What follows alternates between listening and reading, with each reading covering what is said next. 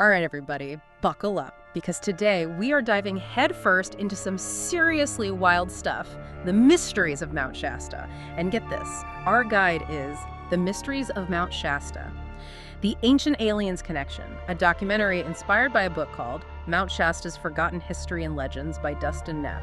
So we're talking lost civilizations, ancient aliens, a real-life treasure hunter. It's like Indiana Jones meets the X-Files up in here. And the big question is, could any of these crazy legends actually be true? Well, let's put it this way. It's definitely the kind of story that gets those wheels turning. You know, that idea of lost knowledge, hidden history.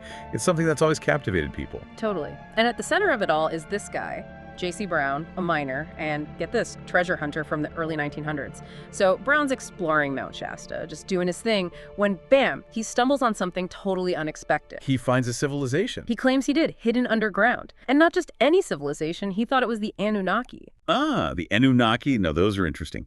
In ancient Mesopotamian mythology, they were these powerful deities who came down from the sky, played a big role in the creation of humanity. It's no surprise their story gets pulled into all sorts of theories about ancient astronauts and advanced civilizations. Right. I mean, imagine that you're just a miner and suddenly you're face to face with signs of beings that might not even be from Earth. Talk about a story to tell at parties. The kind of story that makes you wonder, what else is out there? What if history is even wilder and more mysterious than we ever thought? And Mount Shasta, with its sheer size and all those weird stories, it's the perfect setting for this kind of mystery. But here's where things get really interesting. Brown described these huge tunnels, chambers covered in gold, filled with artifacts that made no sense to him. He even talked about running into giants. Like, what? He must have thought he hit the jackpot literally and figuratively. He was convinced he'd found some missing link in human history, something huge. But, and you knew there was a but coming, right? Oh, there's always a but. Right before he was supposed to lead an expedition back to his amazing discovery, in the 1930s, J.C. Brown disappeared, like gone, vanished. Yeah. Without a trace. Poof. Well, good mystery always needs a little fuel for the conspiracy fire. And boy, did this one spark some theories. Some folks said he took off with a bunch of hidden gold, others thought something more sinister happened. But the one that really gets people going is, well, you tell me, what do you think it is? Let me guess. Aliens. Ding, ding, ding. We have a winner. And that's exactly where our deep dive takes us today. Because those beliefs might connect with this fascinating story about a man named J.C. Brown. He was a gold prospector, drawn to the mountain's mysteries. Brown, he's like that classic archetype you see throughout history, the seeker, driven to uncover hidden truth. Okay, so picture this. It's the early 1900s. Brown's prospecting in the Cascade Range, and he stumbles upon a jumbled mess of rocks at the base of a cliff. Most folks, they just keep moving, right? Not Brown, though. That's what sets him apart, that curiosity. Yeah. He gets this feeling, this intuition, that there's something hidden under there. So he starts clearing the rocks, and wouldn't you know it, he uncovers a tunnel. But get this, it wasn't your average mine shaft. This thing was massive. 7 feet wide, 10 feet tall, something like that.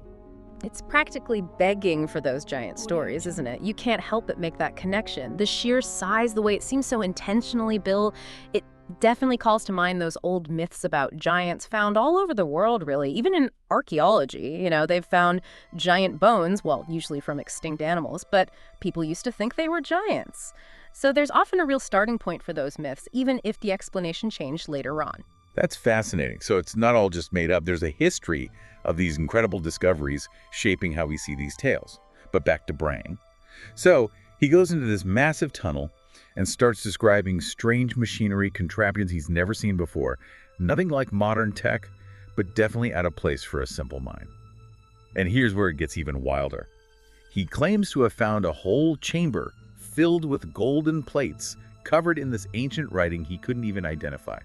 He was convinced it was something truly amazing, and that writing, it was probably cuneiform, an ancient system, mainly used in Mesopotamia thousands of years ago. To find it on golden plates, possibly in North America?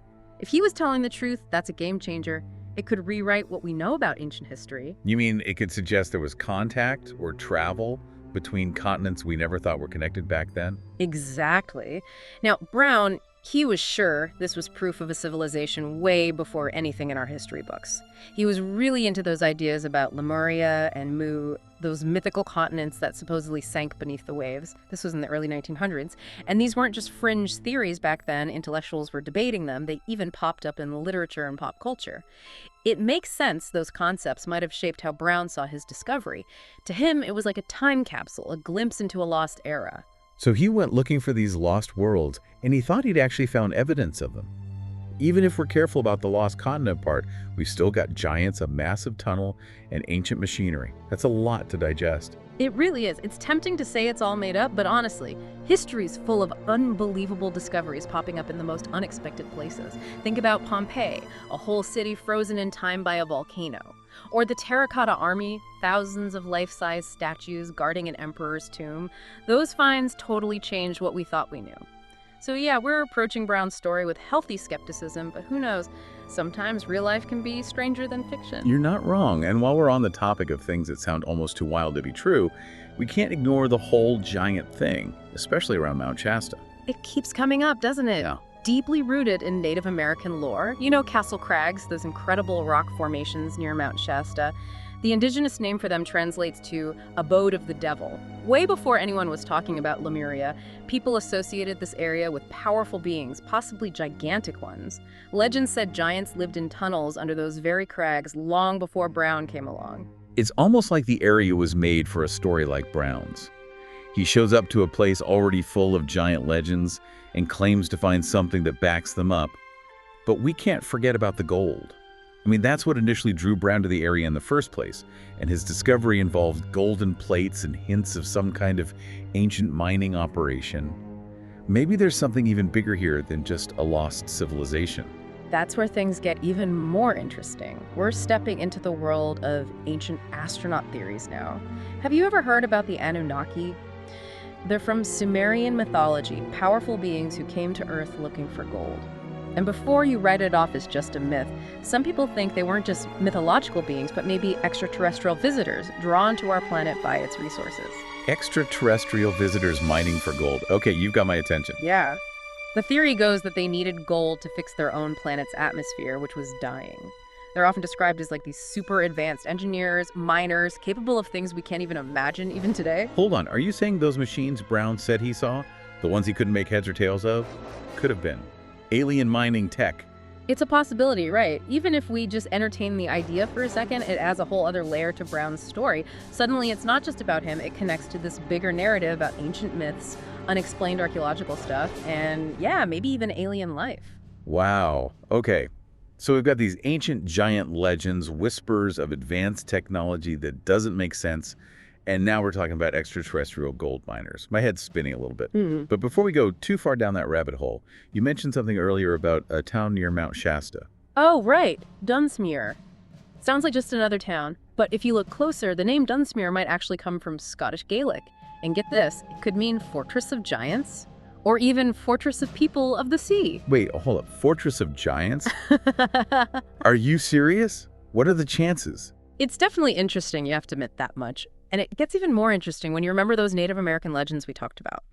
Some of them describe this whole civilization ruled by giants right here along the Pacific coast, from California all the way up to the Pacific Northwest. There were giant stories all along the West Coast. That's what they say.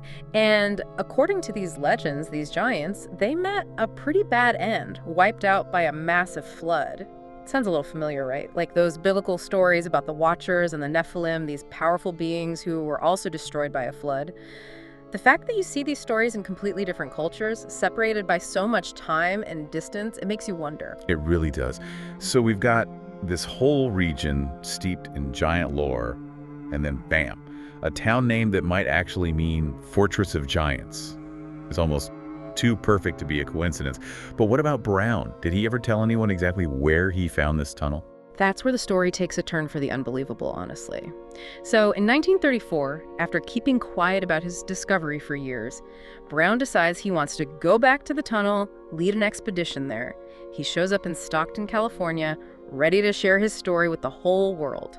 Did he find anyone to back him up? Anyone interested in going on this expedition? He did. Apparently he showed off some gold samples, claimed they were from the site, and yeah, he got some attention. But here's the kicker. The night before the expedition was supposed to leave, J.C. Brown disappears. Disappears. He just vanished. Gone. Vanished without a trace. They found his hotel room a complete mess, his stuff everywhere, but no Brown. Nobody knows what happened to him to this day. You're kidding. It's like something out of a movie or something. What did people think had happened to him? Oh, there were theories, of course. Some people thought someone shut him up, maybe folks who didn't want the secrets of that tunnel getting out. Others figured he got in over his head, realized how crazy his claims were, and just took off, faked his own disappearance. So that's it. It's a dead end. The tunnel, the gold, the giants, all gone. Not so fast. See, Brown, he never actually revealed the exact spot where the tunnel was, not publicly anyway. But what we do know is that he spent a lot of time researching Mount Shasta and the surrounding areas. And here's something to think about Mount Shasta itself. Not really known for gold, but there was a place nearby that had tons of gold mining. Castle Crags. Wait a minute. Castle Crags, the abode of the devil. The place with all those giant legends? Hold on, are you implying what I think you are? I'm just saying, maybe Brown's big discovery wasn't under Mount Shasta at all. Maybe it was hidden somewhere near Castle Crags. It would make sense, wouldn't it? Another connection between his story and those old giant legends. This is wild. It's like we're right back where we started.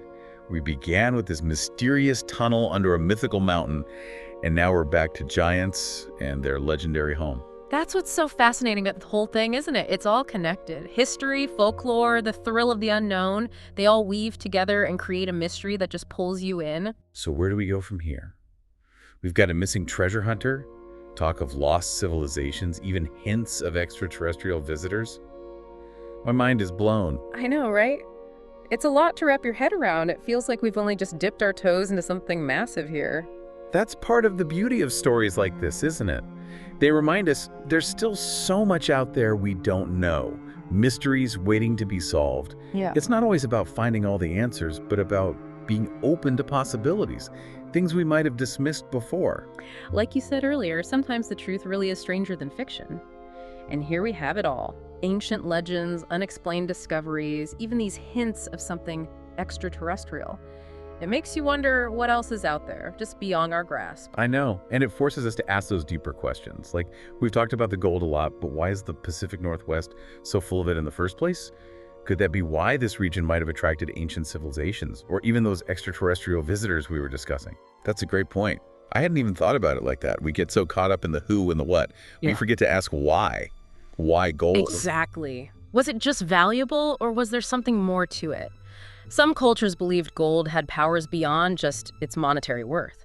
They thought it was spiritually significant, maybe even technologically important. You're saying maybe the gold wasn't just a means to an end, but important in itself. A key to something bigger. It's something to think about. And it brings us back to J.C. Brown and his disappearance. What if he was silenced because he found something truly revolutionary? Something that would change how we view history, technology, even our place in the universe? That's a question we might never know the answer to. The documentary dives right into the possibility that Brown was silenced by, wait for it, the Men in Black. You know, those shadowy figures connected to UFO sightings and government cover-ups. What if Brown stumbled onto something so massive, so world-changing, that some powerful folks decided to make him disappear? It's an intriguing idea, right? The documentary plays with that, suggesting Brown's discovery, especially those strange artifacts, might have been seen as a threat. A threat to the powers that be, to our whole understanding of history. It's a common theme in these kinds of stories. Totally. And let's not forget, Mount Shasta already has this reputation, right? UFO sightings, hidden portals, those mysterious men in black.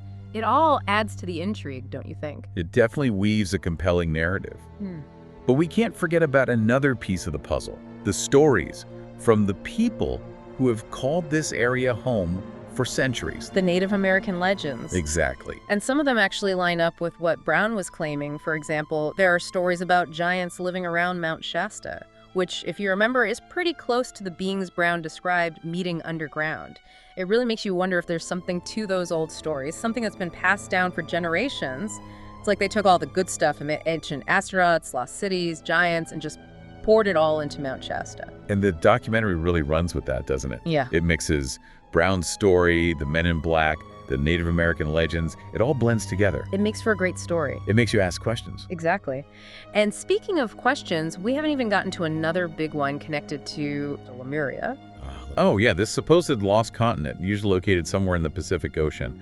The idea is that Lemuria, it was this advanced civilization way ahead of its time, and then, boom, gone, sunk beneath the waves. So where do you think the Lemurians went?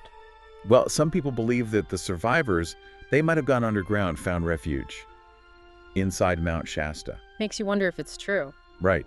This massive, mysterious mountain with all its secrets, it's not hard to imagine people seeking shelter there. And if you're trying to escape some global disaster, a hidden world inside a mountain, it's kind of a perfect hiding spot. It fits, doesn't it? And that idea, a hidden world untouched by time, it really speaks to something deep in us, I think. Like, we want to believe it's real. We want to connect with a past we can barely comprehend. I get it. It's that what if that makes these stories so intriguing. Like, what if those gold-lined chambers Brown described, what if they're really down there? It's exciting to think about. Right. What if those weird artifacts he talked about, what if they're not just some made-up story, but proof of technology beyond anything we can imagine? It makes you want to grab a flashlight and go exploring yourself, you know? But, and I know you know this, it's important to remember we're talking about stories. Of course, of course. As incredible as they are, we have to be careful not to mistake speculation for, well, for facts. Right. We're not saying everyone should start digging tunnels in their backyard just yet. But I think there's something to be said for being open-minded about these things, even if they sound kind of out there at first. Absolutely. The world is full of mysteries, and the most amazing discoveries often begin with a little curiosity. And the documentary does a good job of blurring the lines between fact and fiction. It makes you question things, you know? Which, let's be honest, is half the fun of this kind of stuff. It reminds us that there might be a lot more to history than we realize. It's like we always say, we're all about exploring different perspectives, searching for those aha moments. And, you know, sometimes just asking the questions is enough. Sometimes that's all it takes to spark a whole new way of seeing things. It really gets you thinking, doesn't it? Like, what if we've just barely scratched the surface of history? What if there are whole civilizations hidden away, just waiting to be rediscovered? It's a tantalizing thought, isn't it? And, you know, even if we never find that smoking gun, that one piece of evidence that proves it all, the search itself, the wondering, it's all part of what makes these mysteries so compelling.